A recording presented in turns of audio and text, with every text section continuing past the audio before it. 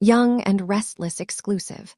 On the anniversary of his debut as Michael, Christian Jules LeBlanc recalls the moment he thought, "It's time to look for a new job."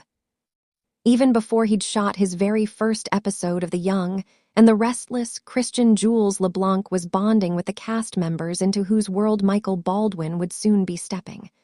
"My first day on set wasn't to tape a show, it was for a cast photo," he tells Soaps, calm. "And I was, as I tend to be, talkative."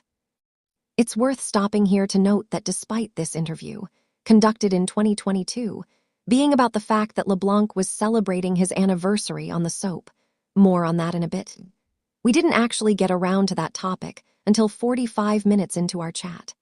So when the actor refers to himself as talkative, it is both an understatement and part of what makes him a joy to interact with. There is no conversational tributary down which he won't go, and the detours made along the way inevitably involve stories that range from charming to guffaw-inducing. But back to the day in question.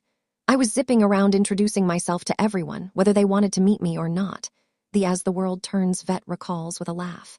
I introduced myself to the cafeteria lady and probably to people who didn't even work there, and as they're organizing us to take the big group shot, I hear Lauralee Bell Christine saying from 3 rows up, "That boy talks a lot."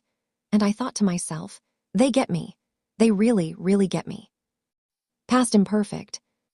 Soon after his first episode aired on November 26, 1991, audiences, too, would really, really get LeBlanc, as evidenced by the fact that despite doing some pretty awful stuff during his early years on the show, Michael would eventually become one of Genoa City's most beloved characters.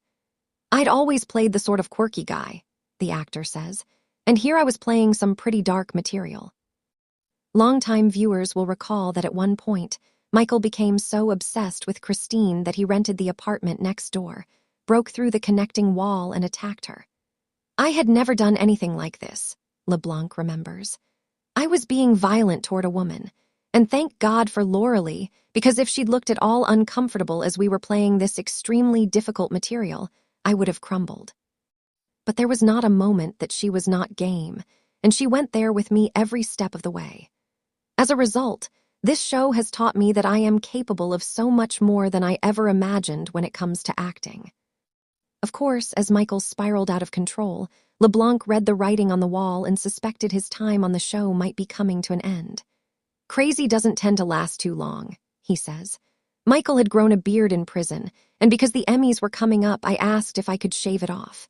They were like, 'Oh, yeah, not a problem,' and I thought, 'Oh, guess it might be time to look for a new job.'" Even as Michael was being ushered off the canvas, co-creators William J. and Lee Philip Bell assured LeBlanc he'd be back.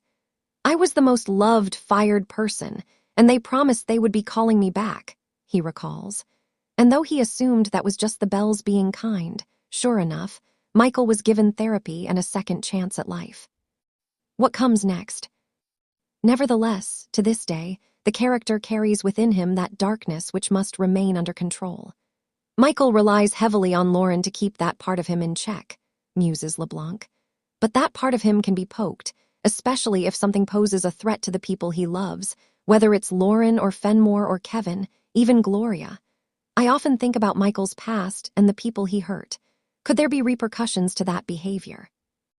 There's a history of women he abused during his early days, secretaries at the law firm, for example. Might there be children out there from those relationships? How the mistakes from his past could impact or even threaten to destroy his future," he adds. "How would he cope? How would Lauren cope? How would they, as a couple, face the challenge?" Meanwhile, contemplating his longevity with Young and Restless has left him considering just how far he's come. "I always wanted to be a character actor," he reflects. "I remember someone telling me that of all the actors on the show, I'm the least like the character I play, and I thought, thank God." As to how they're different, he says that Michael is meaner and less patient than I am. But there is, he admits, one thing they definitely have in common. "I talk a lot," he laughs, "in the script and in life.